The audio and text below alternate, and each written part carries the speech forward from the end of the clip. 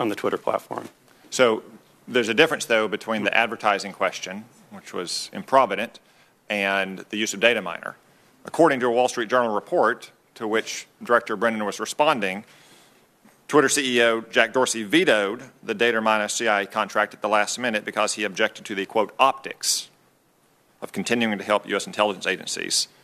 That Wall Street Journal report also said, though, that customers still getting data miner includes RT. Is that an accurate report? John Brennan had no reason to doubt its accuracy.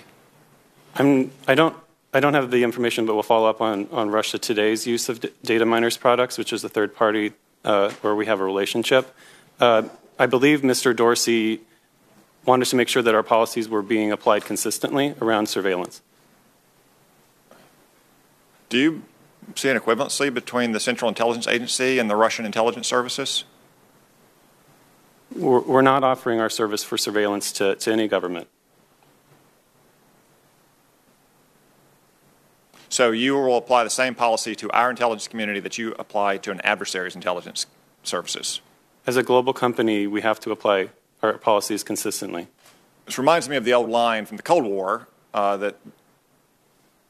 of one who did not see a distinction between the CIA and the KGB on the other hand, because a KGB officer pushed an old lady in front of an oncoming bus, and the CIA officer pushed the old lady out from the path of the oncoming bus because they both go around pushing old ladies. I hope that Twitter will reconsider its policies when it's dealing with friendly intelligence services in countries like the United States and the UK, as opposed to adversarial countries like Russia and China.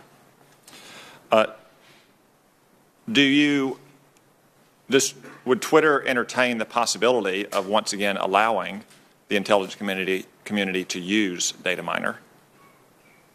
We do today for purposes of news alerts and first response technology, getting information on certain areas. We do not allow anyone, our policy is not to allow anyone, for the purposes of user privacy, to use our technology to run surveillance. Okay, let's move on to another hostile intelligence services. Other than Vladimir Putin and Russia, I can't think of anyone who's more involved in the efforts to influence our election last year than Julian Assange and WikiLeaks. The current director of the CIA, Mike Pompeo, as well as this committee in our annual Intelligence Authorization Act, has labeled WikiLeaks a non-state hostile intelligence service who aids hostile foreign powers like the Kremlin. Yet, to my knowledge, Twitter still allows them to operate uninhibited. Is that accurate? We have terms of service and rules that apply to all users, and we'll apply those consistently and without bias. We take action on accounts like WikiLeaks. Is it biased to side with America over our adversaries? We're trying to be unbiased around the world. We're obviously an American company and care deeply about the issues that we're talking about today. But as it relates to WikiLeaks or other accounts like it, we make sure that they're in compliance with our policies just like every other account, and will continue if we need to take action. So you'll be unbiased towards WikiLeaks and Julian Assange, but you will take down videos of people like Marsha Blackburn, a Republican running for the United States Senate. Marsha Blackburn's video was never removed from the Twitter platform. She ran that tweet and that video as an advertisement, and we have different standards for our advertisements than we do for the organic tweets and content on our platform, because we're serving ads to users who haven't asked to follow Representative Blackburn or others. And we want to make sure that that's a positive experience. And so our policies have a different standard. And in that case, we had users reporting that it was inflammatory and upsetting, and it was initially taken down. We're making these tough calls all the time. And in that case, we reversed the decision and allowed the advertisement to continue to run. But we never took down Representative Blackburn's tweet or allowed her not to convey that message to those who are following her and to engage in the dialogue with her.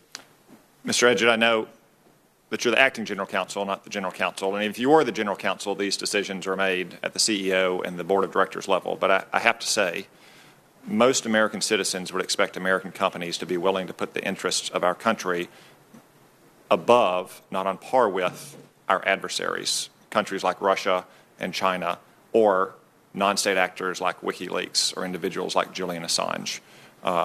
As many other members of this committee have expressed, I think your companies have accomplished amazing things for our country and its citizens and made our lives better in many ways.